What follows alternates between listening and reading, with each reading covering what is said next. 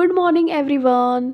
आज हम इस वीडियो में डिस्कशन करने वाले हैं 21 मार्च 2024 के मोस्ट इम्पॉर्टेंट करंट अफेयर्स के क्वेश्चंस का। तो स्टार्ट करते अपने फर्स्ट क्वेश्चन से। Who will be captain of CSK in 2024 IPL. तो 2024 का जो आईपीएल होने वाला है उसमें सीएसके की कप्तानी कौन करने वाला है? तो ये ऋतुराज गायकवाड़ आपका करेक्ट आंसर हो जाएगा। ठीक है, तो इसके पहले एमएस धोनी जी सीएसके की कैप्टनसी संभाल रहे थे, पर अब Ruturaj Gaikwad to replace Dhoni as CSK captain in IPL 2024। तो Mahendra Singh Dhoni ji was the longest serving captain of CSK. इन्होंने सबसे लंबे समय तक ये कैप्टनसी निभाई थी। तो इनके अंडर में सीएसके को यानी कि चेन्नई सुपर किंग्स को टाइटल्स मिले थे 2010 में, 2011, 2018, 2021 एंड 2023। तो टोटल 5 टाइम्स। ओके, और 17th जो आईपीएल एडिशन है ये स्टार्ट हो रहा है 22 मार्च यानी कि आज से ही। नेक्स्ट, चेन्नई सुपर किंग्स के बारे में कुछ इंपॉर्टेंट इन्फॉर्मेशन देखते हैं। तो it is one of the most successful IPL franchise teams और CSK is owned by N Srinivasan, आपको ध्यान में रखना है, एंड हिज फैमिली। तो ये इसके मालिक हैं who hold 28.14% shares of CSK. N Srinivasan is the former president of the board of control for cricket in India. He was the president of BCCI from 2011 to 2013. N. Srinivasan was made the first chairman of the International Cricket Council, यानी कि ICC के वो first ऐसे chairperson बने थे 2014 में। Indian Premier league यानी कि आईपीएल के बारे में बात करें तो Indian Premier League is a 20 over cricket league that was started in 2008। 2008 में शुरू किया गया था बाय बीसीसीआई यानी कि board of control for cricket in India. 8 franchise team इसमें पार्टिसिपेट करती थी, पर 2022 में number of franchises was raised by 10 teams. तो 2 और टीम ऐड हो गई। तो कौन कौन सी हैं? चेन्नई सुपर किंग्स है, CSK, Gujarat Titans, Lucknow super giants ये ऐड हुई थी, Mumbai Indians, royal Challengers Bangalore, Punjab Kings, Delhi Capitals, Kolkata night Riders, Rajasthan Royals, Sunrisers Hyderabad. तो ये चीज़ आपको ध्यान में रखना है, गुजरात टाइटंस और लखनऊ सुपर किंग्स 2 न्यू ये ऐसी फ्रेंचाइजी टीम 2022 में एड ऑन हुई थी। तो टोटल अभी नंबर्स 10 हैं। तो Mumbai Indians and Chennai Super Kings have won the title 5 times each. Okay, IPL 2023 के इंपॉर्टेंट फैक्ट्स देख लेते हैं। तो host country was India. Edition 16 number का था, टीम ने पार्टिसिपेट किया था टोटल 10, टोटल मैचेस हुए थे 74।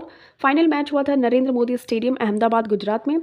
चैंपियन बना था सीएसके, 5th नंबर का ये टाइटल था, अब मुंबई इंडियंस के इक्वल है, और 20 करोड़ कैश प्राइज मिला था। रनर अप गुजरात टाइटंस बना था जिसको कि 13 करोड़ कैश प्राइज मिला था। ऑरेंज कैप शुभमन गिल को मिला था 890 रन, ये गुजरात टाइटंस से। पर्पल कैप मिला था मोहम्मद शमी को 28 विकेट्स लेने के लिए, तो ये गुजरात टाइटंस से ही। तो पर्पल कैप जो विकेट्स लेते हैं उनको और बहुत ज़्यादा जो रन बनाते हैं उनको ऑरेंज कैप मिलता है। मोस्ट वैल्यूएबल प्लेयर तो ये शुभमन गिल ही थे। इमर्जिंग प्लेयर अवार्ड तो ये यशस्वी जायसवाल को मिला था राजस्थान रॉयल्स से।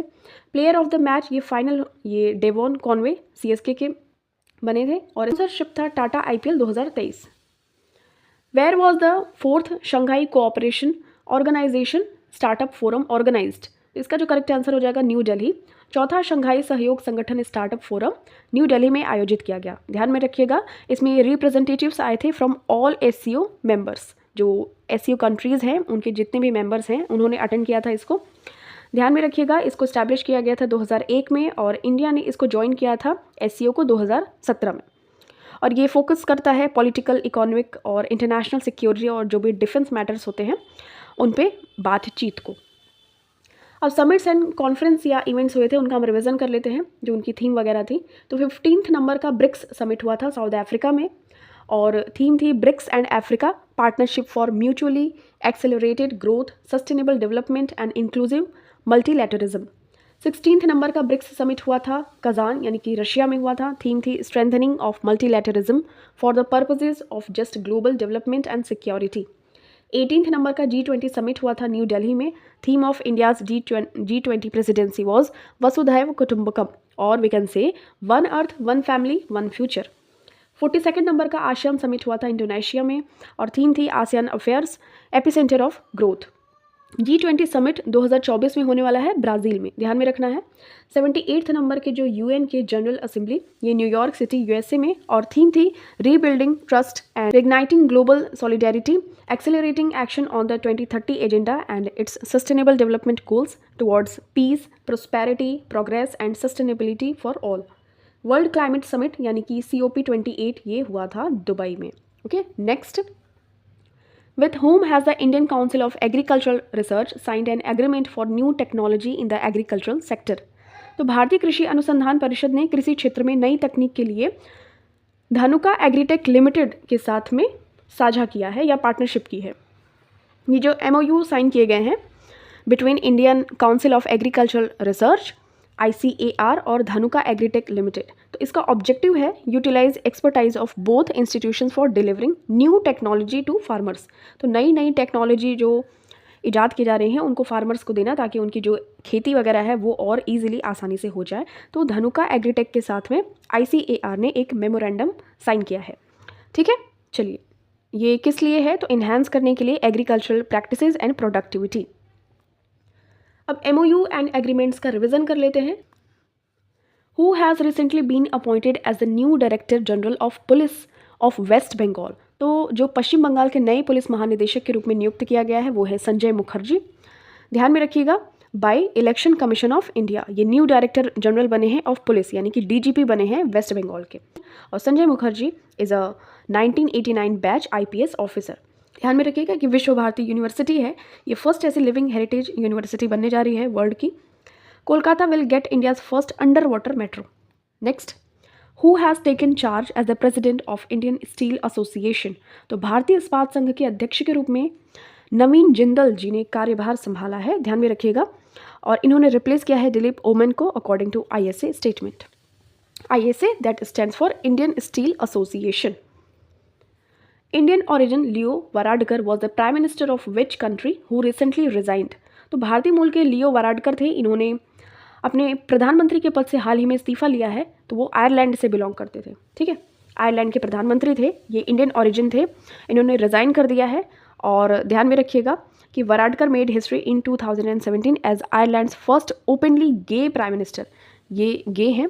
Okay, he was also the youngest person to hold the post at that time. ठीक है, ये चीज़ आपको ध्यान में रखनी है।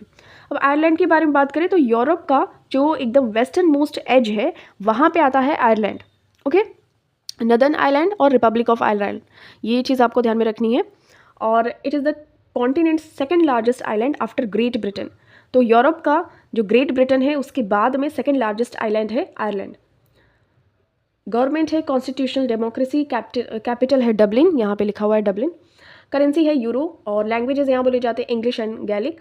माउंटेन रेंजेस है मैग्लीगटीज, रिक्स, विक्लो माउंटेन्स, और रिवर्स है शनॉन, लिफे, बोयने, मोय, बैरो। ओके, नेक्स्ट देखिए, when is world forestry day celebrated every year? तो इसका करेक्ट आंसर हो जाएगा विश्व वानिकी दिवस हम 21 मार्च को मनाते हैं।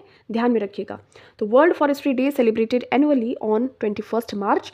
इसको स्टैब्लिश किया गया था by United Nations General Assembly in 2012।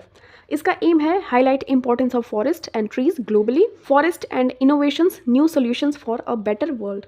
Next, who has been appointed as the new commissioner of the Brihan Mumbai municipal corporation? BMC का नया नगर निगम ये किसे आयुक्त किया गया है? तो ये सौरभ राव हैं। Saurabh Rao appointed as Thane civic chief, Kailash Shinde as Navi Mumbai civic. तो ये अभी जो इलेक्शन होने वाले हैं लोकसभा के उसके रिगार्डिंग में बहुत सारी जगह पे अपॉइंटमेंट्स नई की जा रही है, किसी को रिप्लेस किया जा रहा है। तो इस तरीके से आप ध्यान में रख सकते हैं कि बृहन मुंबई नगर निगम यानी कि BMC के नए आयुक्त के रूप में, कमिश्नर के रूप में चुना गया है सौरभ राव को। ओके, अब म्यूनिसिपल कॉर्पोरेशन कॉन्स्टिट्यूशनल जो भी प्रोविज़न है उनको देख लेते हैं। तो 1687 to 88 the first municipal corporation in India was set up at Madras, और 1726 में municipal corporation were set up in Bombay at Calcutta. तो ये तीनों ही प्रेसिडेंसीज थी, तो उस टाइम पे यहाँ पे ऐसे सेटअप किए गए थे म्यूनिसिपल कॉर्पोरेशन। और लॉर्ड मेयो का जो रेजोल्यूशन था 1870 का ऑन फाइनेंशियल डिसेंट्रलाइजेशन बात करता है the development of local self government institutions. तो लॉर्ड रिपन का जो रेजोल्यूशन था 1882 का has been held as the Magna Carta of local self government. इसे लोकल सेल्फ गवर्नमेंट का पापा यानी कि पिता कहते हैं लॉर्ड रिपन को, और he is called the father of the local self government in India. और ध्यान में रखना है आपको कि 74th नंबर का कॉन्स्टिट्यूशनल अमेंडमेंट एक्ट आया था 1992 में, जिसके थ्रू ये डिसाइड किया गया कि अब हम जो म्यूनिसिपैलिटीज़ हैं उनको हम संवैधानिक दर्जा दे देते हैं। The provisions in this amendment are included in part number 9A, which came into force on June 1, 1993. This part is entitled as the Municipalities and consists of provision from article number 243P to 243ZG। ठीक है, तो आपको part ही ध्यान में रखना है। और amendment act आया था 74 नंबर का 1992 में, और ये आर्टिकल्स आपको ध्यान में रखने हैं जिसमें म्यूनिसिपैलिटीज़ का मेंशन किया गया है। एडिशनली अगर देखा जाए तो इसके थ्रू एक और शेड्यूल ऐड हुआ था कॉन्स्टिट्यूशन में, वो था 12th नंबर का। तो 12th नंबर का आपको शेड्यूल ध्यान में रखना है, पार्ट 9A, और ये आर्टिकल्स आपको ध्यान में रखने हैं, अमेंडमेंट्स ध्यान में रखने हैं। 74 नंबर का, who has become the first black leader of the government in the United kingdom. तो इसका करेक्ट आंसर हो जाएगा वॉगहान गैथिंग। ओके, तो ये पहले ऐसे अश्वेत हैं, यानी कि नॉन वाइट कह सकते हैं। तो marked historic moment as first prime minister of Wales. Persons in news का रिवीजन कर लेते हैं। तो captain Shiva Chauhan has become the first women army officer to get operationally deployed on the Siachen glacier, the world's highest battlefield. Captain Surbhi Jakhmola becomes first women officer posted on foreign assignment of BRO, जो सीमा सड़क सुरक्षा संगठन होता है, वहाँ पे अपॉइंट की गई हैं Surbhi Jakhmola. Avani Chaturvedi become first IAF women pilot to fly Sukhoi fighter jet in Japan. Janani Ramachandran, ये इंडो अमेरिकन है, become first LGBTQ women of colour to take oath as US city council members. Iron Man Krishna Prakash हैं, ये बने हैं first person to swim from Gateway of India to Elephant caves, Elephanta caves जो है वहाँ तक। Sampann Ramesh sets record as fastest Indian to swim across Palk strait, जो India और श्रीलंका के बीच में पाक स्ट्रेट है। Arjun Vajpayee has become the first Indian man to reach the summit of mount Annapurna in Nepal. ठीक है। Shalini Singh becomes first girl NCC cadet to complete mountaineering course in the Himalayan region of Uttarkashi in Uttarakhand. तो शालिनी सिंह ऐसी बनी है। With which hospital has the ex-serviceman contributory health scheme?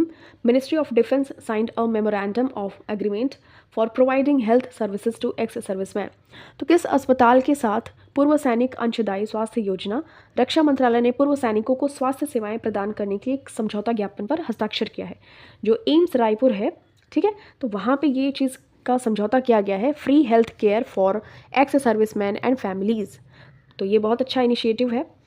AIIMS Raipur ने benefit दिया है 30,000 plus लोगों को छत्तीसगढ़ में। Now this question is for you. You have to give me the correct answer of this question in comment section. Who has been appointed as the next ambassador of India to the Russian Federation in March 2024? तो मार्च 2024 में रूसी संघ में भारत के अगले राजदूत के रूप में किसे नियुक्त किया गया है? And your options are Syed Akbaruddin, Riva Ganguly Das, Gayatri Kumar, Vinay Kumar. Thank you so much for watching this. मिलते हैं आपसे नेक्स्ट वीडियो में। टिल देन टेक केयर, अपना खूब सारा ख्याल रखिए और वीडियो को रिवाइज करते रहिए।